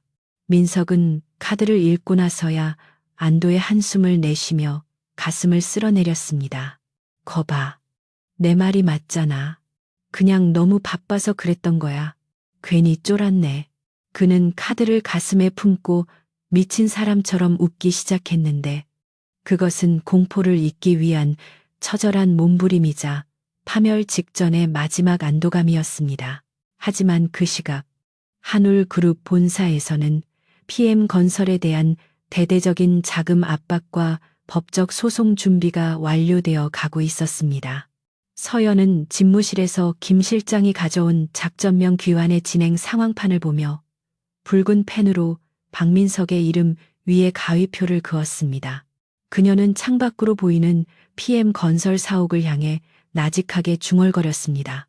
이제 꿈에서 깰 시간이야. 박민석, 네가 만든 지옥이 어떤 곳인지 똑똑히 보여줄게. 서연의 눈빛은 아침 햇살을 받아 더욱 차갑게 빛났고 도시의 소음조차 그녀의 결의 앞에서는 숨을 죽이는 듯했습니다. 이제 덫은 완벽하게 놓였고 사냥감이 제 발로 걸어 들어와 목이 조여지기만을 기다리는 잔인한 시간이 시작되었습니다. 며칠 후 PM건설의 사무실은 마치 폭격을 맞은 듯 아수라장으로 변해 있었고 끊임없이 울리는 전화벨 소리는 직원들의 신경을 날카롭게 긁어대고 있었습니다. TV 뉴스에서는 한올그룹이 주도하던 스마트 에코시티 프로젝트가 환경 영향 평가 문제와 법적 분쟁으로 인해 무기한 중단되었다는 속보가 긴급하게 타전되고 있었습니다. 박민석은 자신의 집무실에서 멍하니 뉴스 화면을 응시하고 있었는데 앵커의 건조한 목소리가 한마디씩 나올 때마다 그의 심장은 천길 낭떠러지로 떨어지는 듯한 충격을 받았습니다. 프로젝트의 중단은 곧 그가 투자했던 모든 자금이 공중분해되었다는 것을 의미했고 이는 회사의 존립 자체가 불가능해졌다는 사형 선고나 다름없었기 때문이었습니다. 그는 떨리는 손으로 리모컨을 집어 TV를 꺼버리려 했지만 손에 힘이 들어가지 않아 리모컨을 바닥에 떨어뜨리고 말았고 플라스틱이 깨지는 소리가 적막한 방 안에 비명처럼 울려 퍼졌습니다. 곧이어 닫혀있던 문이 거칠게 열리고 김 부장이 사색이 되어 들어와 보고를 시작했는데 그의 목소리는 공포에 질려 거의 울부짖는 수준이었습니다. 김 부장은 은행들이 프로젝트 중단 소식을 듣고 PM건설의 모든 계좌를 동결시켰으며 대출금의 즉시 상환을 요구하는 기한이익 상실 통보서를 보내왔다고 전했습니다. 설상가상으로 자재 납품업체들이 본사로 몰려와 밀린 대금을 내놓으라며 농성을 벌이고 있고 일부 과격한 사람들은 집무실로 쳐들어오겠다며 경비원들과 몸싸움을 벌이고 있다는 소식까지 덧붙였습니다. 민석은 머리를 감싸쥐며 다 나가라고 해 해결책을 가져오란 말이야 라고 고함을 질렀지만 김 부장은 이미 우리가 할 수 있는 일은 아무것도 없다며 고개를 떨구었습니다. 민석은 그제야 자신이 거대한 냄에 빠져버렸음을 깨달았고 그 뱉은 자신이 발버둥 칠수록 더 깊이 끌어당기는 죽음의 덫이었습니다. 가장 큰 문제는 민석이 끌어다 쓴 사채업체 미래 파이낸스의 반응이었는데 그들은 은행보다 훨씬 빠르고 잔혹하게 움직이기 시작했습니다. 검은 양복을 입은 덩치 큰 남자들이 사무실 로비를 점거하고 직원들을 위협하며 공포 분위기를 조성했고 민석의 개인 휴대폰으로는 시시각각 협박 문자 메시지가 쏟아졌습니다. 메시지에는 민석의 부모님 집 주소와 유라의 동선까지 상세하게 적혀 있어 그들이 민석의 일거수일투족을 감시하고 있음을 암시하며 숨통을 조여왔습니다. 사채업자 대표는 전화를 걸어 내일 정오까지 원금과 이자를 갚지 않으면 신체 포기 각서에 적힌 대로 장기 매매를 알선하겠다는 끔찍한 협박을 서슴지 않았습니다. 민석은 공포에 질려 수화기를 들고 제발 시간을 달라고 애원했지만 상대방은 차가운 비웃음만 남기고 전화를 끊어버려 그를 극도의 절망감 속으로 몰아넣었습니다. 민석은 지푸라기라도 잡는 심정으로 최유라에게 전화를 걸어 도움을 요청하려 했지만 그녀의 반응은 예상보다 훨씬 냉담하고 계산적이었습니다. 유라는 뉴스를 보고 이미 사태를 파악한 상태였고 망해가는 배에 같이 타고 있을 생각이 추호도 없었기에 민석의 전화를 받자마자 짜증 섞인 목소리로 쏘아붙였습니다. 그녀는 자기야. 어떻게 일을 이렇게 처리해 우리 아빠가 성진 건설주가 떨어질까봐 자기랑 엮이지 말라고 난리야. 당분간 연락하지 마. 라고 말하며 이별을 통보하듯 차갑게 선을 그었습니다. 민석은 유라야. 제발 이번 한 번만 도와주면 내가 평생 은혜 갚을게. 라고 비굴하게 매달렸지만 유라는 능력 없는 남자는 매력 없어. 그동안 즐거웠어. 라는 말을 끝으로 전화를 끊어버렸고 민석은 배신감에 치를 떨며 휴대폰을 벽에 집어 던져 산산조각 냈습니다. 해가 지고 어둠이 깔린 사무실에는 전기가 끊겨 비상등만이 희미하게 깜빡이고 있었고 직원들은 모두 도망치듯 퇴근하여 민석 혼자만이 덩그러니 남게 되었습니다. 그는 깨진 유리 조각들이 널려있는 바닥에 주저앉아 넥타이로 목을 조르는 신예를 하며 자살까지 생각했지만 죽기에는 너무나 억울하고 무서워서 차마 실행에 옮기지 못했습니다. 그는 지난 3년간 자신이 쌓아 올렸다고 믿었던 성공의 탑이 사실은 모래 위에 지어진 것이었으며 서연을 내쫓은 그날부터 모든 것이 잘못되기 시작했음을 뒤늦게 뼈저리게 후회했습니다. 서연아, 그때 내가 잘못했어. 제발 누가 나 좀 살려줘. 그는 어둠 속에서 전처의 이름을 부르며 흐느껴 울었지만 돌아오는 것은 자신의 비참한 울음소리의 메아리뿐이었습니다. 그때 정막을 깨고 책상 위에 유선 전화기가 요란하게 울리기 시작했는데 발신자 번호가 뜨지 않는 그 전화 소리는 마치 지옥에서 걸려온 호출 같았습니다. 민석은 받을까 말까 망설이다가 떨리는 손으로 수화기를 들었는데 수화기 너머에서는 의외로 차분하고 정중한 여성의 목소리가 들려왔습니다. 그녀는 자신을 한울그룹 법무팀 소속 변호사라고 소개하며 이서연 회장의 지시로 연락을 드렸다고 말했습니다. 민석은 이서연 회장이라는 단어를 듣자마자 귀가 번쩍 뜨였고 죽어가던 심장에 다시 피가 도는 듯한 느낌을 받았습니다. 변호사는 현재 PM건설이 겪고 있는 유동성 위기를 회장님께서 안타깝게 생각하고 계십니다.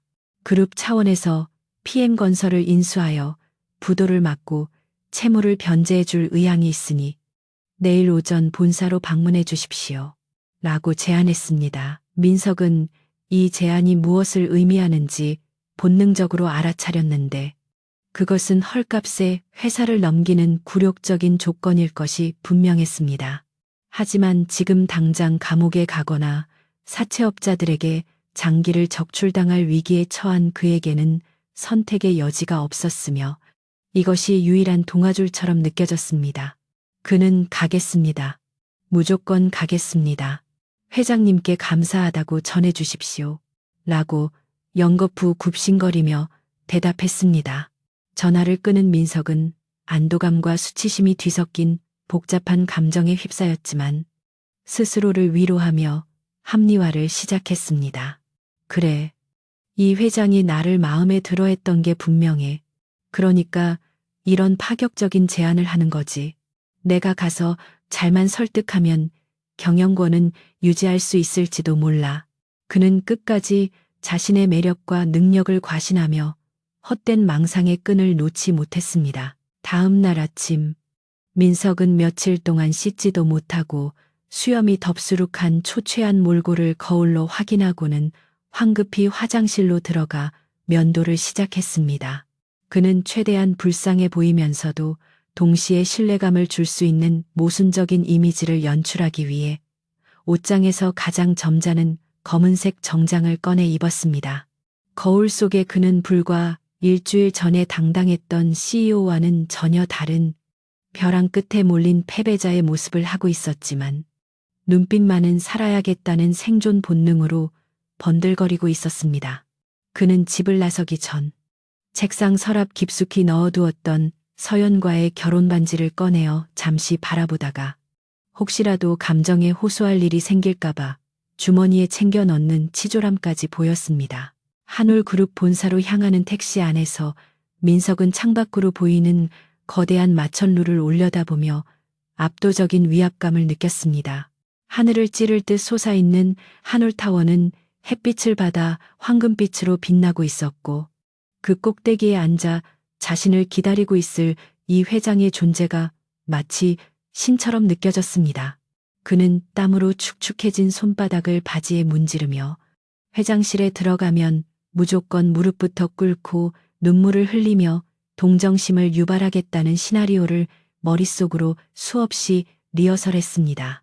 그는 자신이 만날 사람이 누구인지 그리고 그 만남이 자신의 인생을 얼마나 처참하게 짓밟아 놓을지 상상조차 하지 못한 채 제 발로 호랑이 굴로 들어가고 있었습니다. 한올그룹 본사 1층 로비에 도착하자 안내 데스크의 직원들이 그를 이미 기다리고 있었다는 듯이 VIP 전용 엘리베이터로 안내했습니다.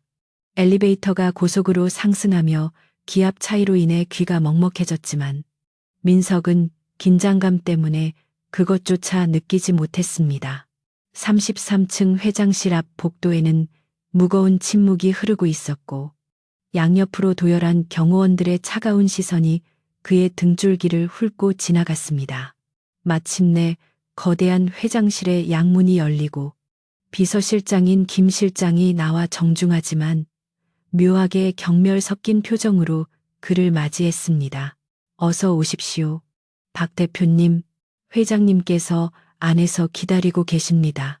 민석은 김 실장의 안내를 받아 넓은 집무실 안으로 들어섰는데 방 안은 생각보다 어두웠고 창가 쪽에 놓인 거대한 책상 뒤로 돌아앉은 의자만이 보였습니다.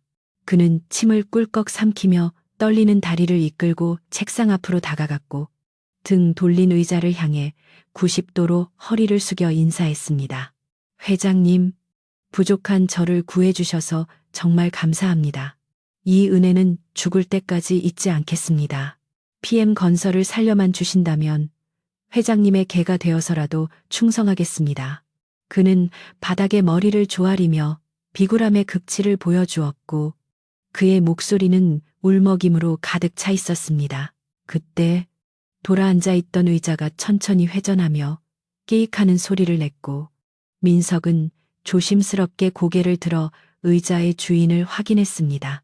의자가 완전히 돌아와 멈췄을 때 그곳에는 다리를 꼬고 우아하게 앉아있는 이서연이 싸늘한 미소를 머금은 채 그를 내려다보고 있었습니다. 그녀의 뒤로는 통유리창을 통해 서울 시내가 한 폭의 그림처럼 펼쳐져 있었지만 역광을 받은 그녀의 실루엣은 마치 심판을 내리는 저승사자처럼 검고 거대하게 보였습니다. 민석은 순간 자신의 눈을 의심하며 숨을 멈췄고 너무나 큰 충격에 뇌가 정지해버린 듯 아무런 말도 할 수 없었습니다. 서연은 그런 민석의 반응을 즐기듯 천천히 찻잔을 들어 한 모금 마신 뒤 3년 전 그날 밤과 똑같이 차분하고 낮은 목소리로 입을 열었습니다. 오랜만이네. 여보, 아니, 이제 박 대표라고 불러야 하나 꼴이 말이 아니네. 그 목소리는 너무나도 익숙해서 더 끔찍하게 들렸고 민석은 다리에 힘이 풀려 그 자리에 주저앉고 말았습니다. 그의 입술이 파들파들 떨리며 간신히 서연아, 네가 왜 여기? 라는 말을 내뱉었지만 그것은 질문이라기보다는 비명에 가까운 신음소리였습니다. 서연은 책상 위에 놓인 서류철 하나를 민석의 앞으로 툭 던지며 말했습니다. 놀랄 시간 없을 텐데, 자, 여기 네가 그토록 원하던 인수합병 계약서야. 단, 조건이 하나 있어. 회사를 넘기는 대가로 너는 빈털터리가 되어야 하고 그동안 저지른 횡령과 배임 혐의에 대한 죗값을 치러야 해. 그녀의 눈빛은 칼날처럼 날카로웠고 민석은 그제야 자신이 걸어 들어온 곳이 구원의 방이 아니라 처형되었음을 깨달았습니다. 그는 바닥에 주저앉은 채 공포와 혼란, 그리고 뒤늦은 후회가 뒤섞인 눈으로 서연을 올려다보았지만 그녀의 눈에는 일말의 자비도 남아있지 않았습니다.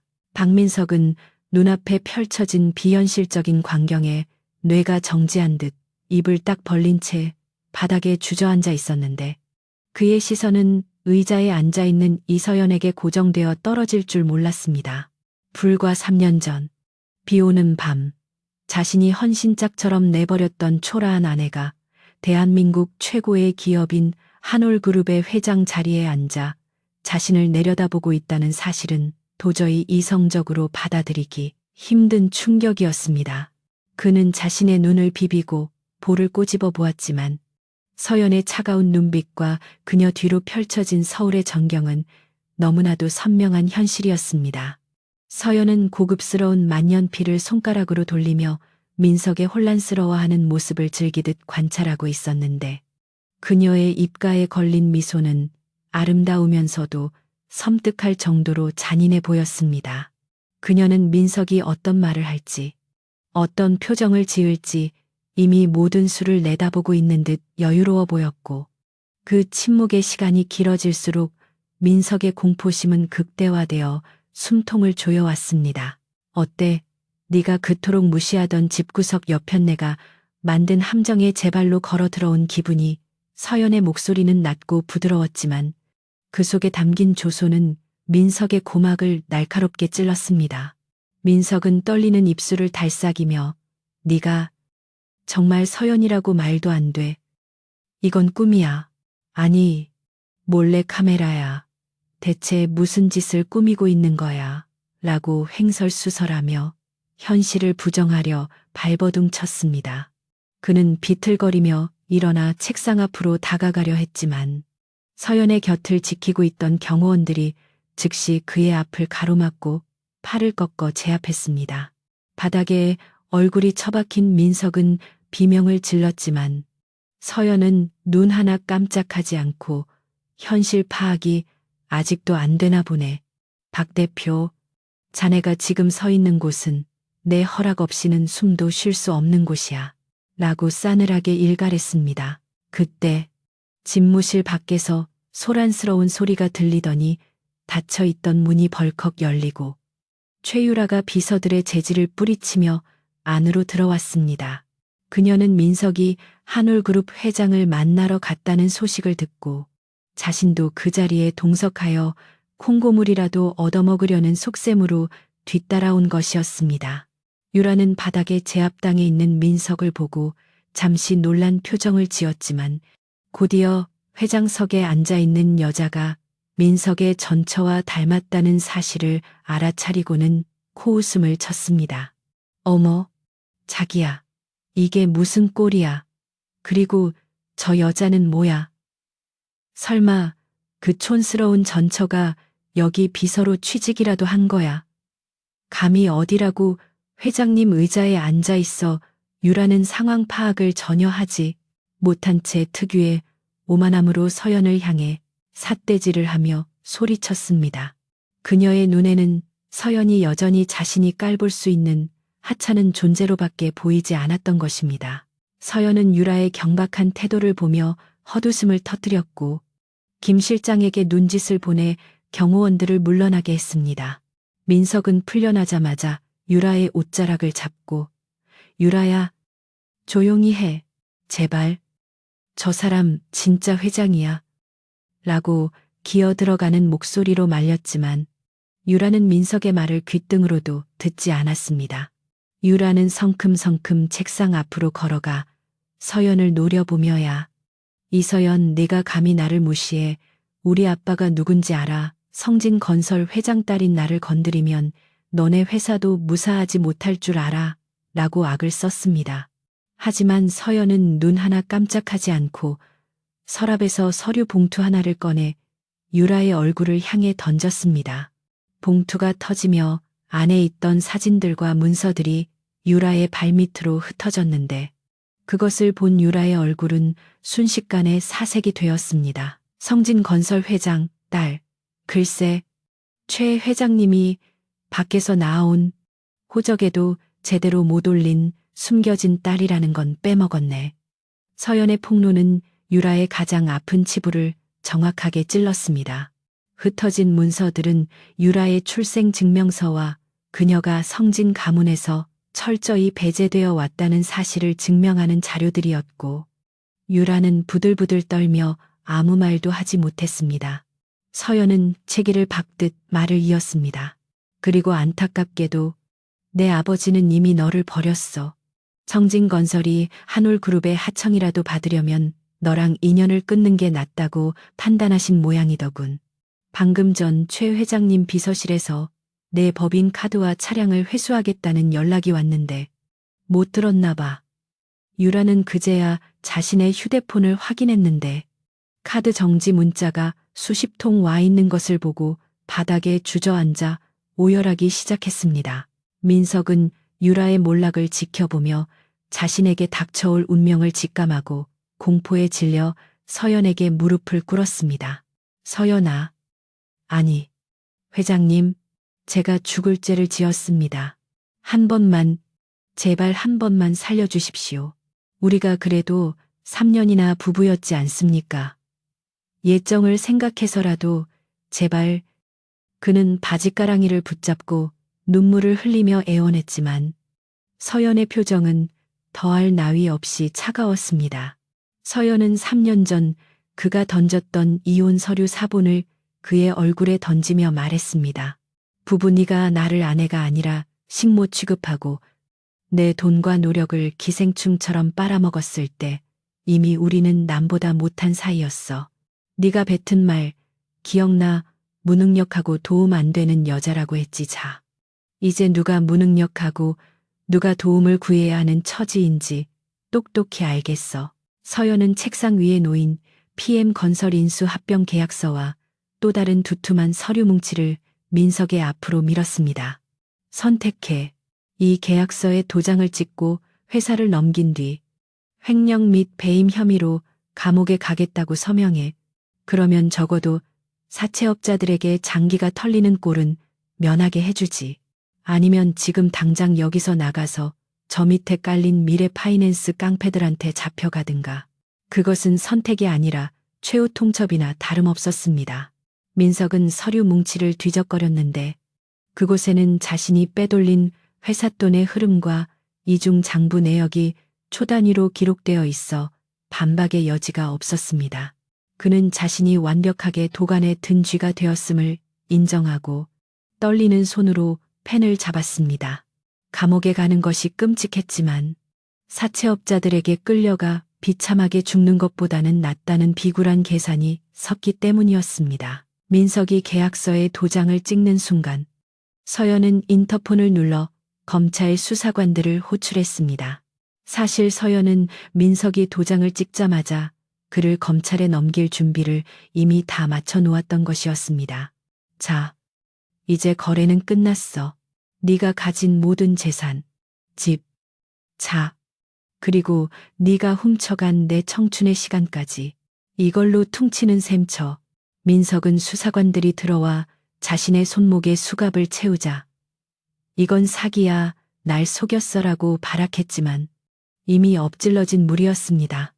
옆에서 울고 있던 유라 또한 공범 및 방조 혐의로 함께 체포되었는데 그녀는 민석을 원망하며 서로 욕설을 퍼붓는 추태를 보였습니다. 두 사람이 개처럼 끌려나가는 모습을 보며 서연은 찻잔을 들어 올렸고 그제야 긴장이 풀린 듯 깊은 숨을 내쉬었습니다. 두 사람이 끌려나간 후 집무실에는 다시 고요가 찾아왔고 김 실장은 조용히 들어와 깨진 유리 조각들을 치우고 바닥에 떨어진 서류들을 정리했습니다.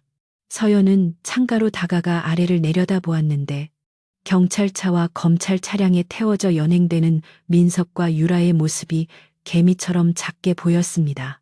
그토록 원했던 복수가 완성되는 순간이었지만 서연의 마음속에는 통쾌함과 함께 알 수 없는 허무함이 밀려왔습니다. 그녀는 3년 전 비 오는 밤 가방 하나를 들고 쫓겨나던 자신의 모습을 떠올리며 과거의 자신에게 작별 인사를 고했습니다. 고생했어, 서연아. 이제 정말 끝이야. 더 이상 아파하지 마. 그녀는 창문에 비친 자신의 모습을 보며 옅은 미소를 지었고 그 미소는 이전보다 훨씬 편안하고 단단해 보였습니다. 그날 저녁 모든 뉴스는 PM건설의 부도와 박민석 대표의 구속, 그리고 한올그룹의 전격적인 인수 소식으로 도배되었습니다. 언론은 한올그룹 이서연 회장의 과감한 결단력과 리더십을 찬양했고 그녀는 명실상부한 재계의 여제로 등극했습니다. 하지만 서연은 그 소란스러운 찬사들 뒤로하고 조용히 혼자만의 시간을 가졌습니다.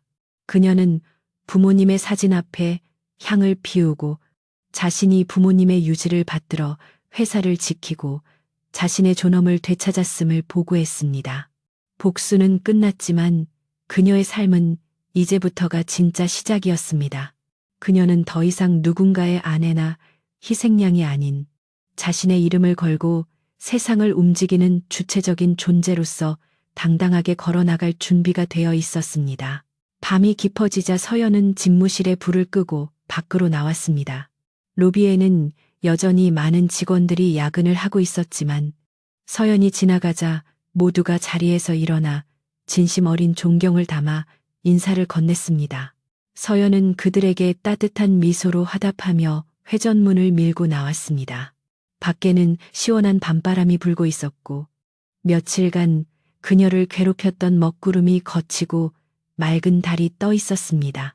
그녀는 대기하고 있던 차에 오르지 않고 잠시 밤거리를 걷고 싶다고 말했습니다.